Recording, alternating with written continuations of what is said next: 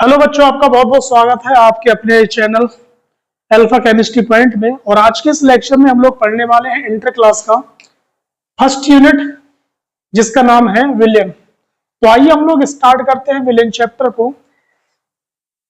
देखिए बच्चों, अगर आप किसी एक पदार्थ को दूसरे पदार्थ में आप मिलाकर जो घोल बनाते हैं, जैसे अगर आप चीनी या फिर नमक को जब जल में घोलते हैं, ठीक है, तो जो घोल तैयार होता है उसे हम लोग मिश्रण कहते हैं।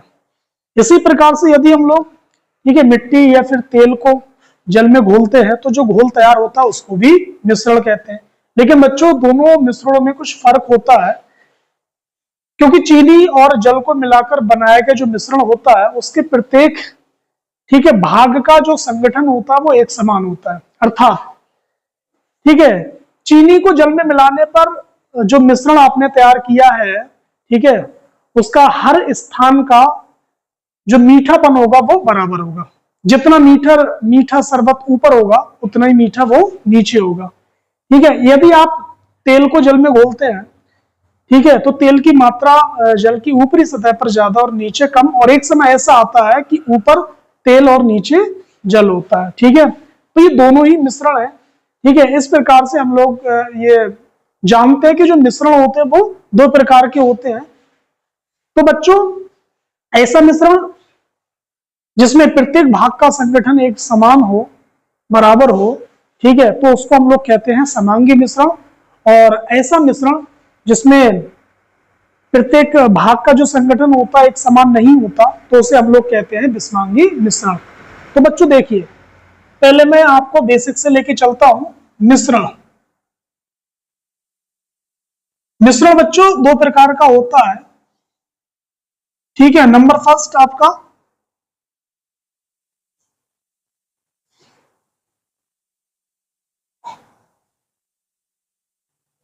समांगी मिश्रण, नंबर दो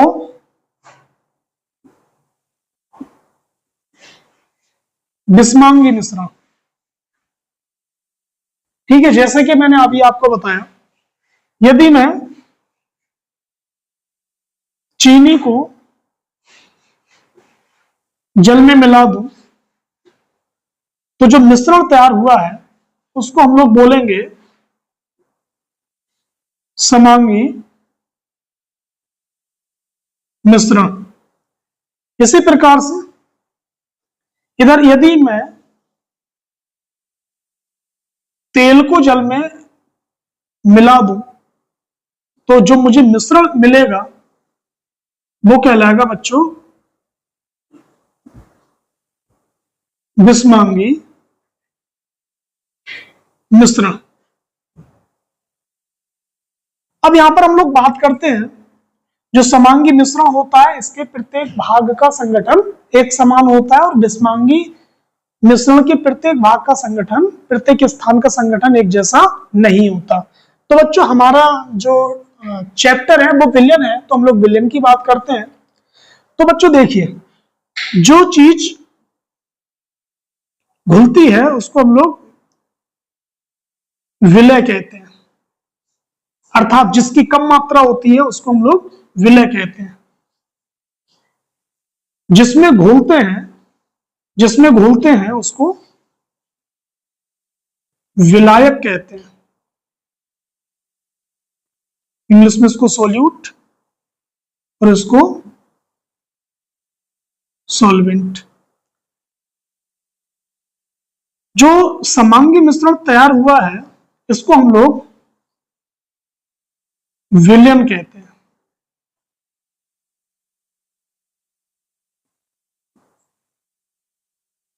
इंग्लिश में इसको सॉल्यूशन कहते हैं। बच्चों, ध्यान रखने वाली बात यह है कि विलय की मात्रा जो होती है वो कम, अर्थात विलय हमेशा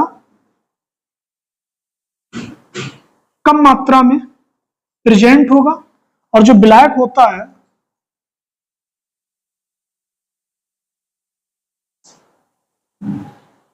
वो अधिक मात्रा में प्रेजेंट होता है। और इन दोनों को मिलाने पर जो तैयार होता है उसको हम लोग बच्चों विलयन कहते हैं। ठीक है, इस प्रकार से। तो ये विलेन है। ठीक है, विलेन के अलावा हम लोग इसको वास्तविक विलेन भी कहते हैं, वास्तविक विलेन भी कहते हैं, रियल सॉल्यूशन या ट्रू सॉल्यूशन, ट्रू सॉल्यूशन। ठीक है, तो हम लोग विलेन की डेफिनेशन की अगर हम लोग बात करेंगे तो बहुत ही आसान तरीके से बच्चों, अगर मैं इसकी डेफिनेशन की बात करूं तो बहुत ही आसान। जैसे मान लीजिए आपने नमक, चीनी, ठीक है, और भी कोई अन्य पदार्थ अगर हम उसको जल में डाल दें, ठीक है, तो इनका भी जो जो मिश्रण तैयार होगा वो समांगी मिश्रण कहलाएगा। समांगी मिश्रण वास्तव में क्या है बच्चों? विलेन होता है। ठीक है, तो इसकी डेफिनेशन है कि दो या दो से अधिक पदार्थों के समांगी मिश्रण को क्या कहते हैं बच्चों? विलेन कहते हैं। दो या दो से अधिक पदार्थों के समांगी मिश्रण को विलेन कहते हैं। तो आइए हम लोग यहां पर इसकी परिभाषा को लिखते हैं। ठीक है बच्चों, देखिए इसकी परिभाषा बहुत ही आसान तरीके से, दो या दो से अधिक पदार्थों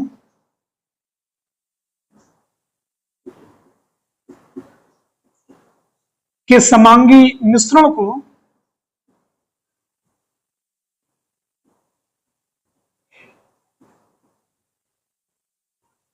विलेन कहते हैं।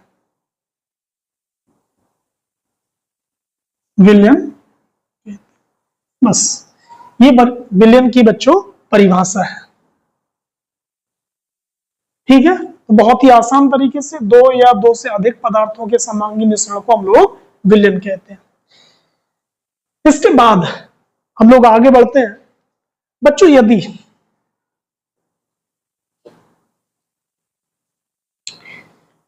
यदि विलेन में दो घटक हों, जैसे मैंने चीनी को जल में घोला है तो इसमें ये दो घटक है, चीनी और जल, तो इस प्रकार से जो विलेन तैयार किया गया तो ऐसी विलेन को हम लोग द्विअंगी विलेन कहते हैं। कहने का मतलब ये है बच्चों कि यदि यदि किसी विलेन में सिर्फ दो घटक होते हैं, ठीक है, तो उसको हम द्विअंगी विलेन कहते हैं। और दो से ज्यादा, जैसे अगर तीन घटक होते हैं, जैसे नमक है, चीनी है, इन दोनों को जल में अगर मैंने घोला है तो मैं इसको बोलूंगा, ठीक है, त्रिअंगी विलेन या फिर टर्नरी सॉल्यूशन। तो बच्चों अपने इस जो यूनिट आप लोग जो विलेन पढ़ रहे हैं, तो इस यूनिट में हम लोग सिर्फ द्विअंगी विलेन की बात करेंगे। द्विअंगी विलेन ही हमें पढ़ना है। ठीक है, तो फिलहाल मैं आपको यहां पर नोट कराता हूं। ठीक है,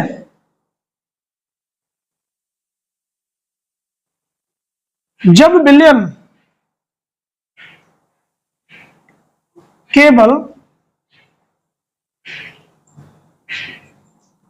दो घटकों से मिलकर बना हो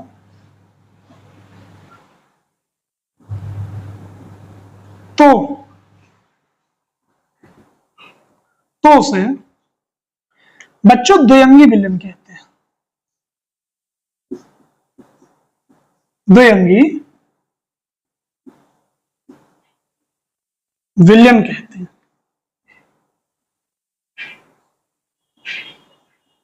ठीक है भाई, और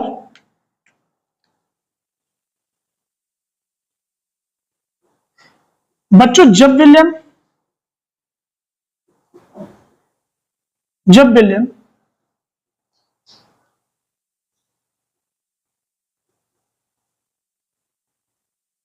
तीन घटकों से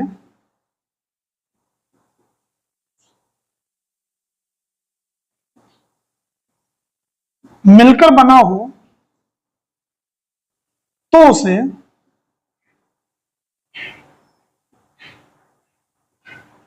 त्रिअंगी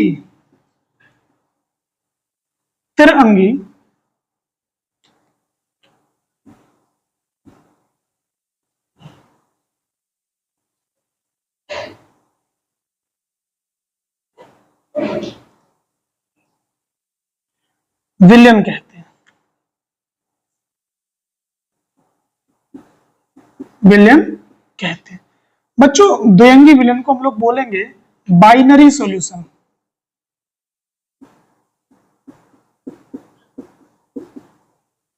और बच्चों द्विअंगी विलयन को हम लोग बोलेंगे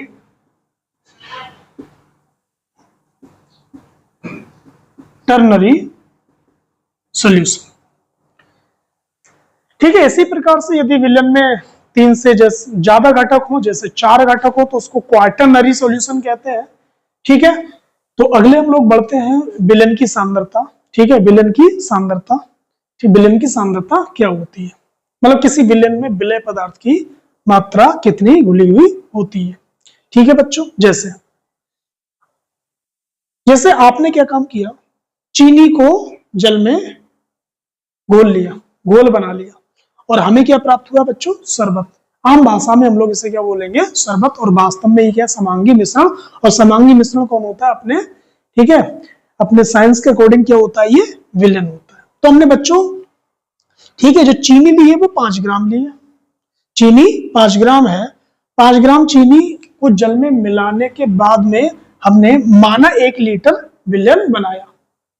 ठीक है, और हमें इसकी सांद्रता ज्ञात करनी। तो बहुत ही आसान है बच्चों, ठीक है, कि 1 लीटर विलयन में विलय पदार्थ की जो चीज घुलती है उसको विलय कहते हैं, जिसमें घुलते हैं उसको विलायक कहते हैं।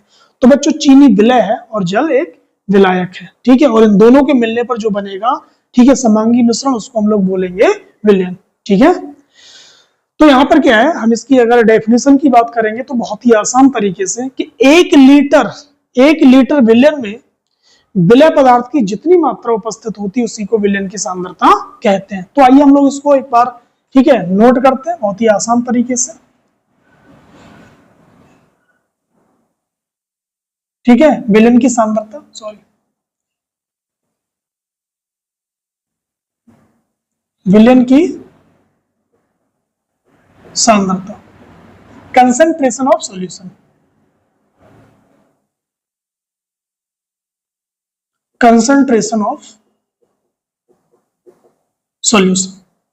ठीक है, कंसंट्रेशन ऑफ सॉल्यूशन। तो इसकी डेफिनेशन की अगर मैं बात करूंगा तो बहुत ही आसान तरीके से बच्चों, कि 1 लीटर विलयन में विलय पदार्थ की जितनी मात्रा घुली होती है उसी को विलयन की सांद्रता कहते हैं। तो आइए इसको नोट करते हैं। 1 लीटर विलयन में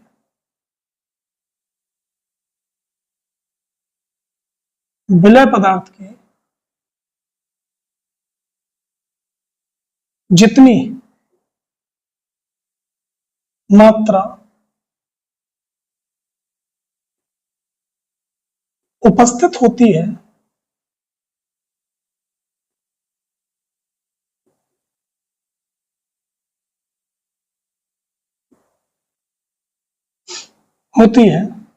तो उसी को विलयन की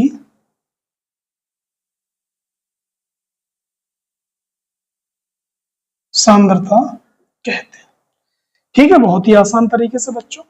अब बच्चों विलयन की सांद्रता, ठीक है, विलयन की सांद्रता को हम लोग अलग अलग पदों में पढ़ते हैं।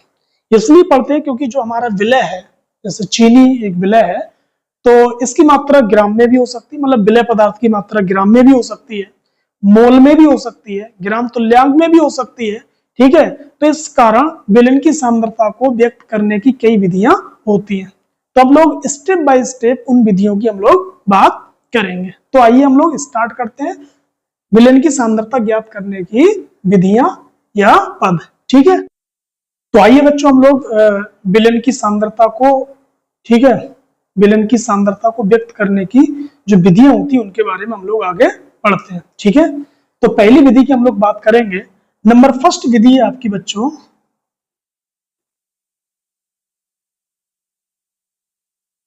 भार बटे भार प्रतिशत। भार बटे भार प्रतिशत।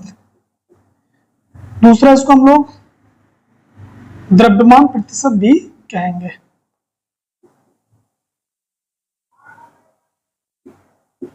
द्रव्यमान प्रतिशत, या इसको बच्चों हम लोग लिख सकते हैं, ठीक है, W/W प्रतिशत। इस प्रकार से हम लोग इसको दर्शाते हैं। तो देखिए, हमें ज्ञात करना है बच्चों, ठीक है, हमें कोई विलेन लेना है, वो हमें लेना है बच्चों, ठीक है, 100 ग्राम। 100 ग्राम विलेन में विलय पदार्थ, ठीक है, विलय पदार्थ कितना उपस्थित है, ठीक है।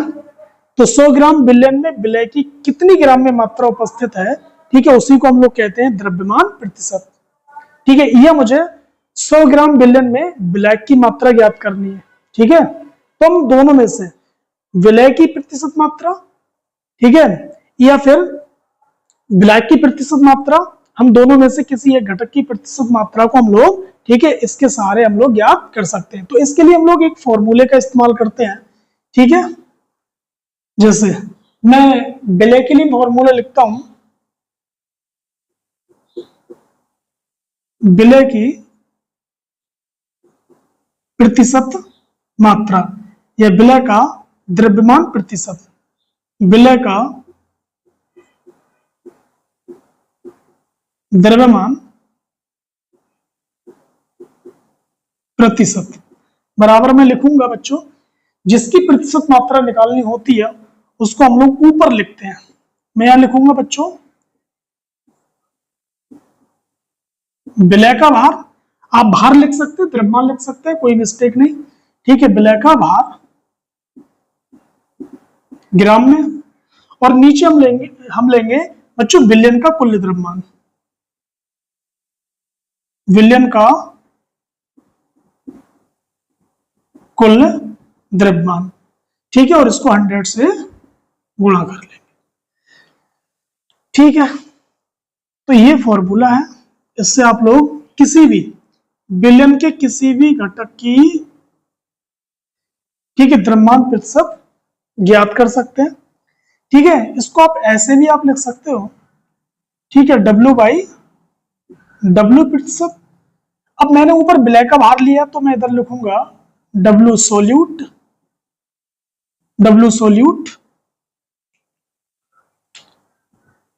या मैं लिख दूंगा यहां पर W विलय, और मैं नीचे लिखूंगा W और ये विलयन, मतलब विलय का भार नीचे विलयन का भार, और इनटू क्या आ जाएगा बच्चों 100, ठीक है, इस प्रकार से।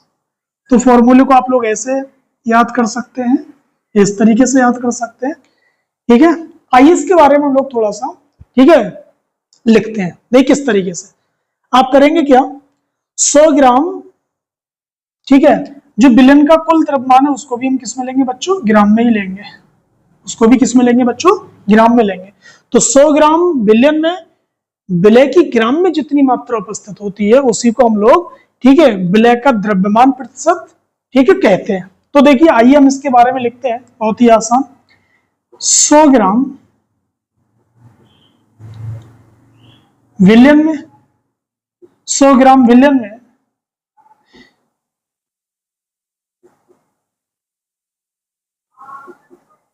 जितने ग्राम विलय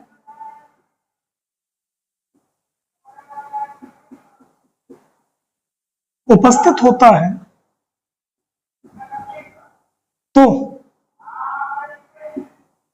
उसी को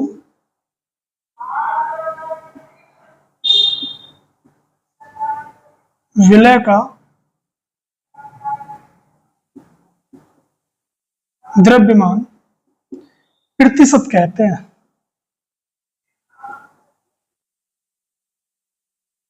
ठीक है। तो ये इसके बारे में मैंने यहां पर लिखा बहुत ही आसान तरीके से कि 100 ग्राम विलयन में, ठीक है, जितने ग्राम विलय उपस्थित होता है तो उसी को विलय का द्रव्यमान प्रतिशत कहते हैं। इस प्रकार से हम यहाँ पर एक एग्जाम्पल लेते हैं, जैसे जैसे मैंने आपके सामने लिखा 20%, और ब्रैकेट में लिखा है W/W, विलयन का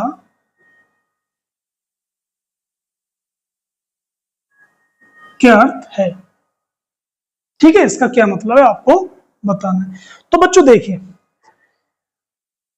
बिलियन का कुल द्रव्यमान कितना, 100 ग्राम। विलियन का कुल भार कितना बच्चों, 100 ग्राम। ठीक है, बिलियन का कुल भार कितना है बच्चों, 100 ग्राम है। ठीक है,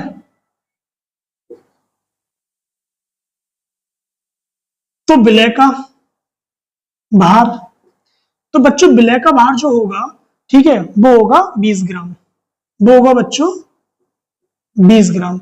और अगर मुझे ब्लैक का भार निकालना है,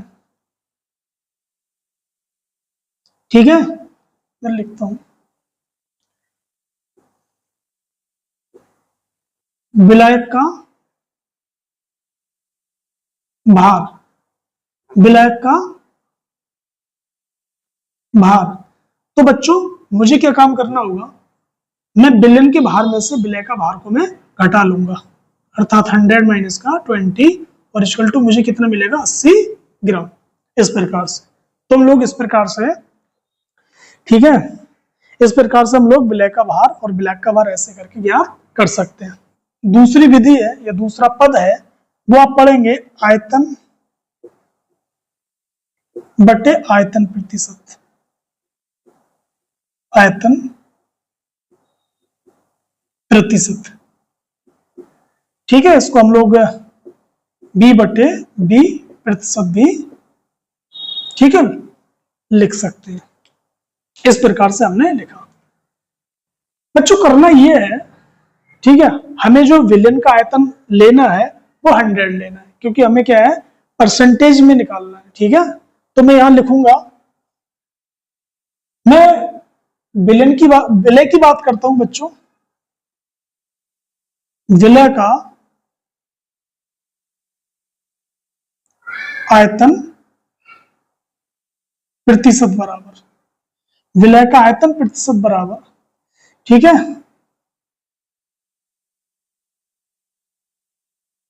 जिसका मुझे आयतन निकालना होगा उसको मैं ऊपर और टोटल आयतन उसके बटे में लिखूंगा। तो विलय का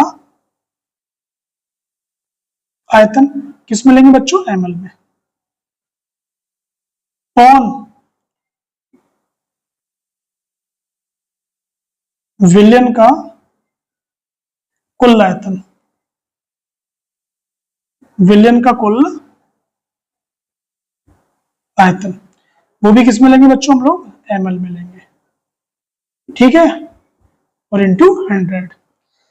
अब इसी फॉर्मूले को हम लोग एक और तरीके से लिख सकते हैं। देखिए किस प्रकार से हम लोग लिखेंगे, बी बटे बी प्रतिशत बराबर मैं लिखूंगा बी विलय, मतलब विलय का आयतन बटे बी विलयन, विलयन का आयतन, और इंटू 100। लेकिन किस में लेंगे बच्चों, एमएल में। किस में लेना है, एमएल में, इंटू 100। ठीक है, आप इसको इस तरीके से भी, अब इसके बारे में अगर आप लिखना चाहें तो इसके बारे में इस प्रकार से आप लिख सकते हैं कि 100 ml विलयन में, 100 ml विलयन में जितने ml विलय उपस्थित होता है उसी को विलय का आयतन प्रतिशत कहते हैं। बच्चों 100 ml विलयन में जितने ml विलय उपस्थित होता है उसी को, ठीक है, विलय का आयतन प्रतिशत कहते हैं, या बी बटे बी प्रतिशत कहते हैं। तो आइए मैं यहां पर नोट करता हूं इसके बारे में, कैसे लिखेंगे देखिए, 100 मिलीलीटर विलयन में, विलयन में जितने मिलीलीटर विलय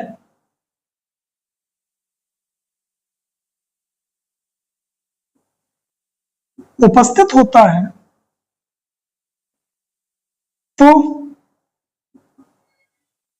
उसी को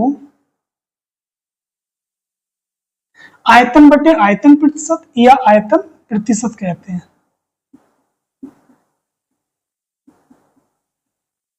आयतन प्रतिशत कहते हैं। बहुत ही आसान तरीके से बच्चों, 100 ml विलयन में जितने ml विलय उपस्थित होता है, घुला होता है, तो उसी को हम लोग क्या कहते हैं बच्चों, ठीक है, विलय का आयतन प्रतिशत कहते हैं। इसे B/B प्रतिशत से भी हम लोग दर्शाते हैं। ठीक है, एक एग्जाम्पल लेते हैं।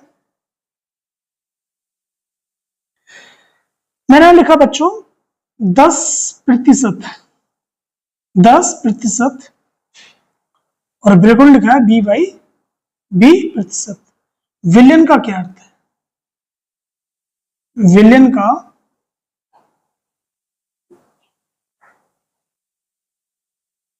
क्या अर्थ है? देखिए बच्चों, पूरा विलयन 100 ml होगा। 100 ml में ये जो आपको दिखाई दे रहा है, ठीक है, ये विलय की, ठीक है, विलय की ml में मात्रा होगी। तो मैं यहां लिख सकता हूं, ठीक है, उपरोक्त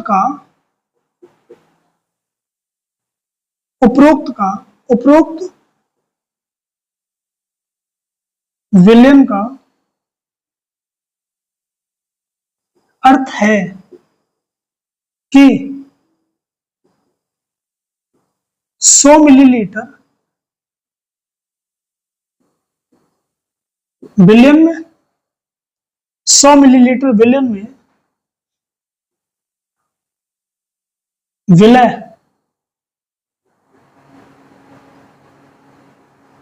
का आयतन बराबर 10 मिलीलीटर। और शेष क्या होगा बच्चों? शेष विलायक का आयतन होगा। ठीक है बच्चों, लेने वाले हैं द्रव्यमान बटे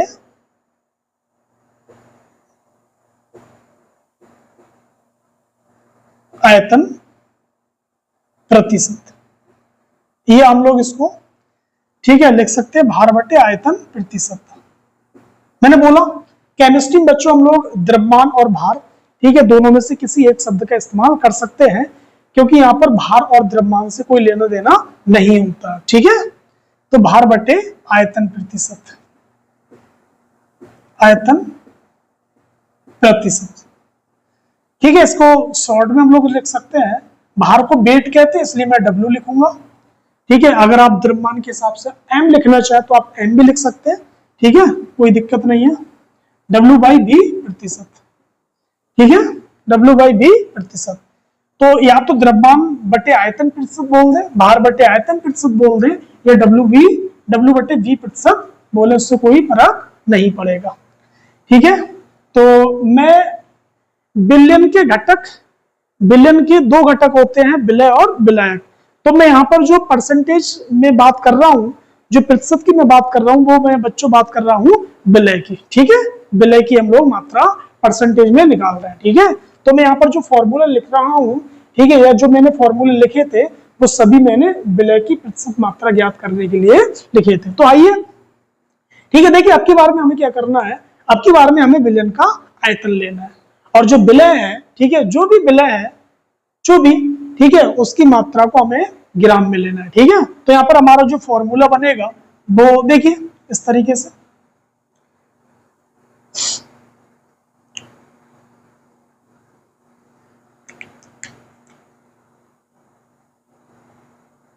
भार बटे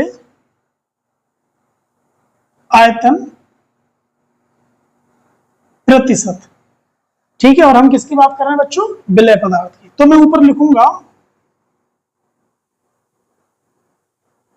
विलय का भार, वो भी किस में लेंगे बच्चों? हम लोग ग्राम में लेंगे, और नीचे विलयन का आयतन,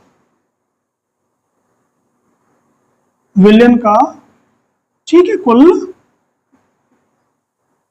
आयतन किस में लेंगे बच्चों? हम लोग ml में। किस में लेना है? ml में हमें लेना है, इंटू 100, क्योंकि हम लोग परसेंटेज में हम लोग बात कर रहे हैं इसलिए। ठीक है, तो एक तो ये फॉर्मूला, ये जिसकी प्रतिशत मात्रा निकालते हैं उसको ऊपर लिखते हैं। ठीक है, ये ध्यान देना है आपको। इसके अलावा हम लोग इसको ऐसे भी लिख सकते हैं बेटा, W/V प्रतिशत बराबर हो जाएगा विलय का भार। तो विलय के भार को मैं इस प्रकार से भी मैं लिखूंगा, ठीक है, W विलय, मतलब विलय का भार, और किसमें बच्चों? ग्राम में। किसमें लेंगे? ग्राम में। ठीक है, नीचे क्या आ जाएगा, विलयन का आयतन। विलयन का आयतन किस में लेंगे बच्चों, ml। परसेंटेज में बात कर रहे हैं तो यहाँ पर क्या लिख देंगे हम लोग, 100 लिख देंगे। ठीक है, तो आप फॉर्मूले को इस प्रकार से, ठीक है, याद रख सके या फिर ऐसे करके याद रखे, वो आपकी इच्छा के ऊपर डिपेंड करता है। ठीक है, इसके अगर हम लोग इसके बारे में अगर हम लिखना चाहें तो बहुत ही आसान तरीके से हम लिख भी सकते हैं। ठीक है, लेकिन बच्चों हम लोग ध्यान देंगे क्योंकि हमें इसके बारे में लिखने की आवश्यकता नहीं होती, एग्जाम में अक्सर नहीं पूछे जाते, लिखने के लिए नहीं पूछा जाता, हमें इनकी जरूरत होती है बस न्यूमेरिकल को सॉल्व करने में। ठीक है, तो फिलहाल तब भी मैं इसके बारे में लिखता हूं, बहुत ही आसान, कि 100 ml विलयन में जितने ग्राम विलय घुला है, 100 ml विलयन में जितने ग्राम विलय घुला है उसे क्या कहते हैं बच्चों, ठीक है, भार बटे आयतन प्रतिशत। तो आइए लिखते हैं, इसको नोट करते हैं। ठीक है, 100 मिलीलीटर में, 100 मिलीलीटर विलयन में 100 मिलीलीटर विलयन में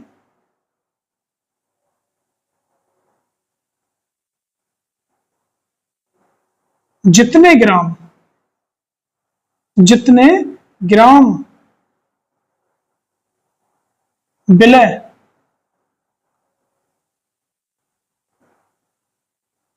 घुला होता है तो उसी को भार बटे आयतन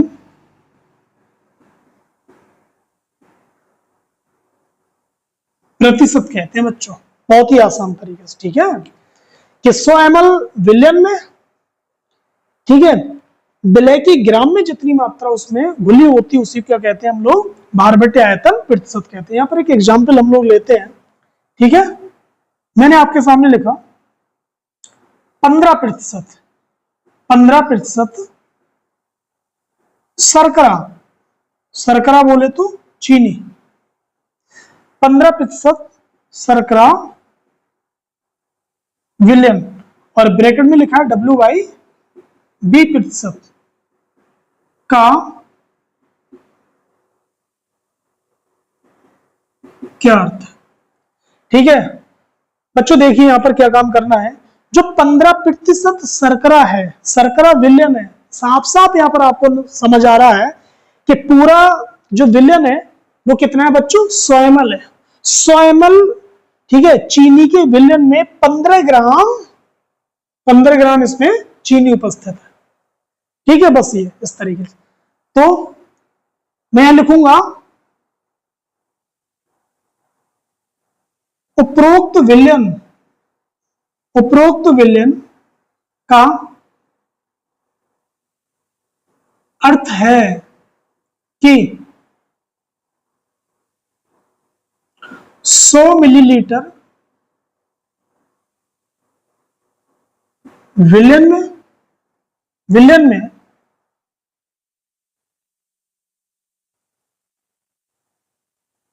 विलय का भार बराबर बच्चों कितने ग्राम, 15 ग्राम।